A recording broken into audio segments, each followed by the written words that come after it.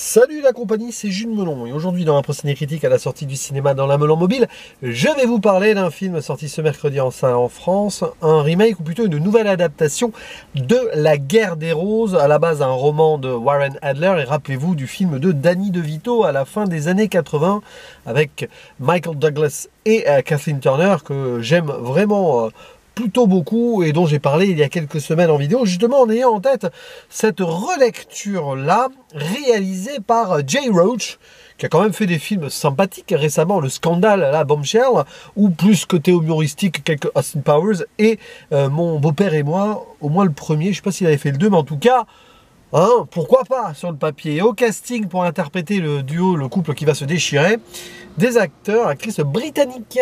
Pourtant, c'est américain, hein, ça se passe aux États-Unis, mais il y a une idée derrière. Benedict Cumberbatch, Doctor Strange, et Olivia Colman. Voilà. Et à côté d'eux, dans des rôles de sidekick, amis, etc., des acteurs américains, hein, notamment du Saturday Night Live, enfin issus d'eux, comme Andy Samberg ou Kate McKinnon. On a aussi Alison Janney, Ncuti Gatwa, lui, qui a été reconnu dans la série Sex Education, Zoé Chao, ou encore Jamie Demetriou. Bon, voilà. Pour forcément une comédie noire, hein, qu'on s'imagine caustique et violente, d'un amour absolu qui va se transformer en haine totale, après une rencontre formidablement choc, bon, entre donc Theo et Ivy. Et ça se passe à Londres, hein, au début du film, on les voit, hein, elle est chef et lui il est architecte. On sent déjà qu'ils sont un petit peu anticonformistes d'une certaine manière. Théo il voulait des balcons sur un projet, on lui en a pas mis, il va se réfugier dans la cuisine, pourquoi pas. Hein. Et Ivy, qui est une grande chef en devenir, n'a pas pu mettre sa petite pincée magique, alors entre les deux ça va flasher. Et ils vont faire l'amour très très vite dans la chambre froide. Comment rafraîchir les ardeurs? Le film va faire de même, plus ou moins. On les retrouve quelques années après aux États-Unis. Ils ont eu des enfants. Théo est un grand architecte, peut-être en devenir, tandis que Ivy, elle s'occupe des enfants, avec une forme de frustration, bien sûr, parce qu'elle n'a pas pu réaliser son rêve de grand chef. Bon. Et un beau jour, un ouragan en Californie va tout changer. La grande construction, alors qu'elle vient d'être inaugurée de Théo, va s'écrouler, une sorte de bateau architectural là, catastrophique, vidéo humoristique et tout. Et en parallèle, Ivy, alors que Théo lui a donné la possibilité, attention il y a du patriarcat au début, hein, d'ouvrir un petit resto qu'elle ferait vite fait, bon. Et bien justement, cet ouragan va ramener beaucoup de clients, dont une critique gastronomique, et à partir de là, elle va avoir un grand succès de chef, Ivy, parce que ça va être réputé son truc de crabe là. Elle a appelé ce petit resto We've Got Crabs. En version anglaise, il y a un jeu de mots, hein, ça parle de morpion quoi aussi, même si plus tard il y a des poux pour les enfants. Et évidemment, derrière, il va y avoir une frustration retournée. Les rôles vont s'inverser. L'homme va être à la maison et élever les enfants, faire des petits champions sportifs, tout ça, des petits robots. Et Ivy va devenir une chef connue et tomber dans les affres du succès à l'américaine. Et voilà. Et puis autour d'eux, il y a des amis américains qui sont très bizarres. Enfin, c'est un peu de la satire de la bourgeoisie, parce que là, on est dans un domaine très très bourgeois, classe quand même très aisée. Et Jay Roach essaye de s'en amuser avec son scénariste Tony McNamara, qui a notamment fait Cruella ou Pauvre créature. Tiens donc, Pauvre créature qui est un film de Lanthimos, beaucoup jugé féministe, mais que personnellement j'avais vu autrement. Enfin, surtout avec le recul, parce que ma vidéo de l'époque encore était sympa. Tiens donc. Eh ben, c'est pas bien, ce remake de La Guerre des Roses. C'est pas bien. Ça commence bien, il y a un bon final, parce que on attend ce final, si vous avez vu le film d'origine. Il est plutôt, il est géré à la... Je fais pas de spoiler, hein, c'est juste rushé, tout ça. Mais le tout dernier plan, la toute fin, oui, d'accord. Le début est sympa, cette mise en place là, et tout. Mais alors, la descente aux enfers, retournement de situation, tout ça, changement de rôle, c'est fait avec une lourdeur. C'est même pas drôle en fait. On n'arrive pas à rire, on n'arrive pas à rentrer en empathie. C'est bien ça le problème aussi, hein, d'une certaine façon. Oui, ça veut taper sur le délire de ces gens qui se sont laissés gagner par le profit à l'américaine en plus. La première fois qu'on voit les amis américains, c'est dans un shooting, un stand de tir, et on voit le délire. Il y a donc le personnage de Kate McKinnon qui qui est très bizarre. Elle a un déficit sentimental ou elle a des ardeurs.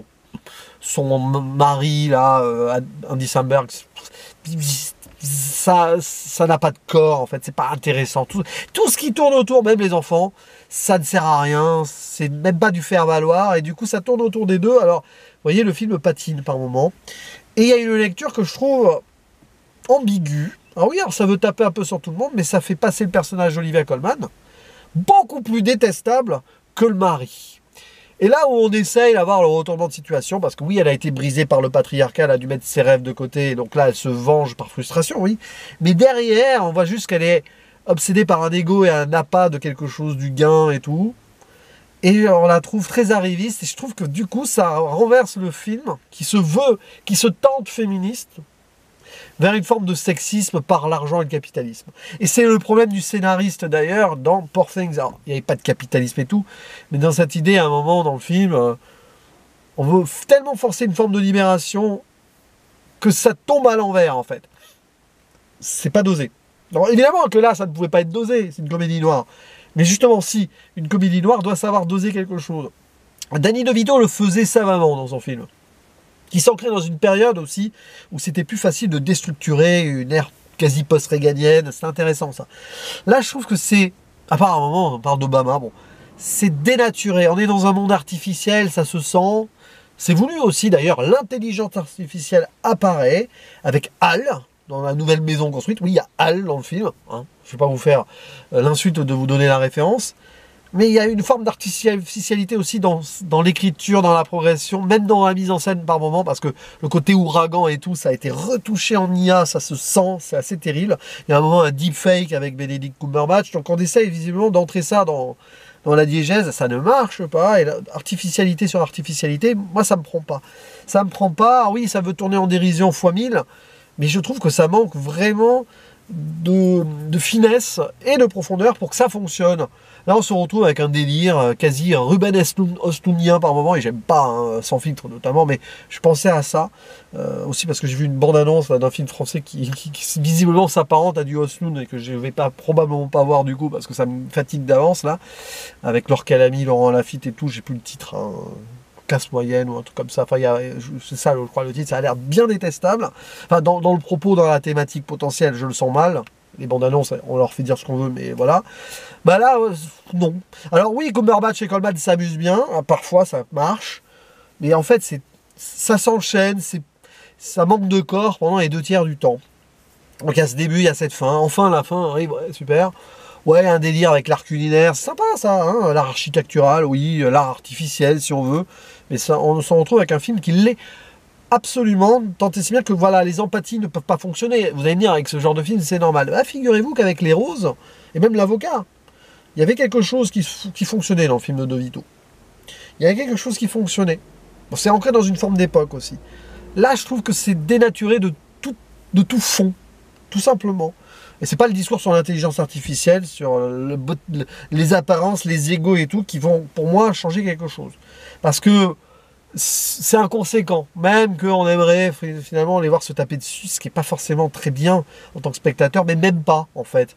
Tu traverses le film, il y a des petits moments où ça peut être sympa, il y a un moment spirituel avec une baleine, mais ça ne sert strictement à rien. Il n'y a aucune libération possible, on n'y croit pas, on ne croit en rien. Il y a un dîner évidemment, entre amis et tout, pour l'inauguration de la baraque. Mais même dans le tempo où ils se balancent des pommes pourries, au sens figuré, hein, peut-être au sens propre vers la fin, mais... Et puis les autres couples qui essayent de faire pareil, dans l'humour noir, ils règlent leur compte. Non, c'est juste malaisant, mais c'est malaisant pas dans le sens amusant dans le film, en fait. Donc non, ça ne fonctionne pas vraiment. Et tout simplement, je ne vais pas aller beaucoup plus loin hein, dans ici mon retour sur ce film, que je trouve raté, hein, très très moyen, on va dire, au mieux. Je ne sais même pas si j'ai envie d'être beaucoup plus méchant que cela. Évidemment, vous aviez le film de DeVito à la base. Bon, imaginons, il n'y aurait pas eu celui-ci, adaptation du roman, première fois, voilà. Mais même avec ça, j'aurais pas du tout apprécié l'ensemble, parce que voilà, on n'arrive pas vraiment à essayer de voir de l'humanité derrière. Oui, bah, c'est des gens qui ont été bouffés par leur statut, par leur ambition, par leur ego, d'accord. Voilà, ça commençait plutôt de façon, on y croyait, mais en fait non. Dès le début, ça va trop vite, sur des manques en plus, on sent que ça peut pas tenir.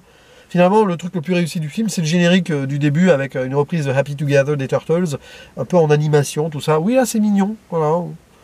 Et derrière, oui, bon, il y a du Napalm Death, à un moment. Al met du Napalm Death quand elle veut balancer le gâteau là dans le repas, vers la fin, il n'y a pas de spoiler, hein. Mais bon, non, ce film, j'ai envie de dire, c'est terrible à dire, hein, et c'est pas bien ce que je dis, mais ça sert à rien. Voilà, ça n'apporte rien, on ressort de là, plus agacé qu'autre chose, même pas amusé en fait, enfin, c'est mon point de vue. Mais j'ai hâte de vous dire si vous l'avez aimé ce film. Voilà, alors si vous avez aimé ce film, que vous ayez vu le premier de Danny DeVito ou pas, que vous ayez lu le bouquin ou non, encore moins, dites-moi si vous avez apprécié ou si vous avez détesté aussi, enfin détesté encore plus que moi. Moi je vais vite oublier, mais je fais quand même une vidéo, hein, c'est le jeu, je suis allé le voir au cinéma, donc voici mon retour, et rien de plus à dire. Voilà, allez, je vous dis à la prochaine, ciao!